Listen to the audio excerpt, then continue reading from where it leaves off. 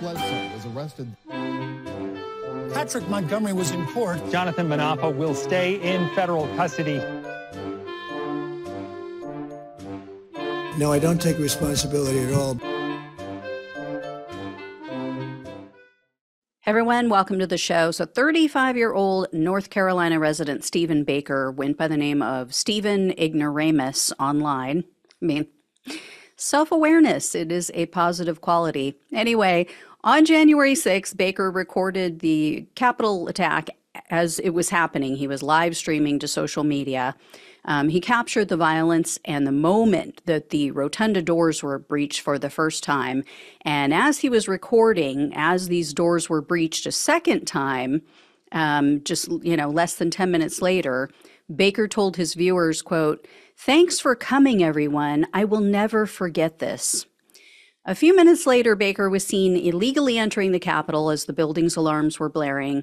And in Baker's video, a woman was heard saying, quote, "I still wanted a couple strands of Pelosi's hair." And then a man is heard replying, quote, "Fuck, I want her head, not just her hair." So a while later, Baker told his audience, quote, "Dude, this is such a hilarious scene. There's people like cuddling and grifting in gear. There's real people, there's LARPers. There's streamers, there's oath keepers, there's cops not giving a shit. This is madness. And dude, there's no one within 6 feet of me, dude. I'm just streaming. This shit is crazy in the nation's capital. There's old people, dude, boomers activated, boomers and Gen X activated." So Baker tried to move deeper into the building, but his live stream dropped, so he had to move back out to an area just outside of the Capitol Rotunda. And he was recording for about an hour. And at one point, they say that he mentioned to his viewers that he couldn't go upstairs because there were police with guns. So he knew that. Sometime later, Baker said, quote, "There's nowhere to go but out. The cops are forcing us out." And then a while after that, Baker told his audience, quote, "We're getting forced out of here by the cops," and quote, "I'm one of the last people left in here." And as Baker exited the Capitol, he captured members of the mob chanting, "Hang Mike Pence."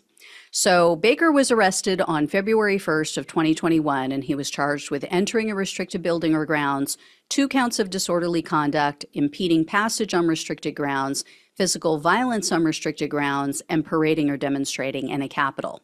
In February of 2022, Baker pleaded guilty to the parading charge, so he faced up to 6 months in prison, 5 years of probation, and $5,000 in fines.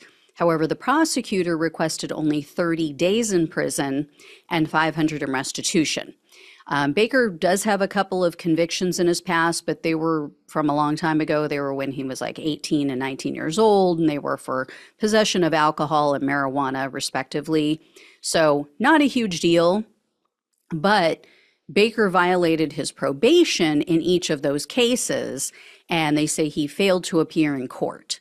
So in each instance, he was arrested on a bench warrant and his probation was revoked. There's nothing recent, though, outside of this January 6th case. And the prosecutor said that he was compliant with his pretrial release conditions for January 6th. So I guess he's grown up. I guess he's learned his lesson. U.S. District Judge Thomas Hogan presided over Baker's case. And when all was said and done, he sentenced Baker to only 9 days in prison to be served intermittently, so over 3 consecutive weekends. And he also gave him 2 years of probation and ordered him to pay $500 in restitution.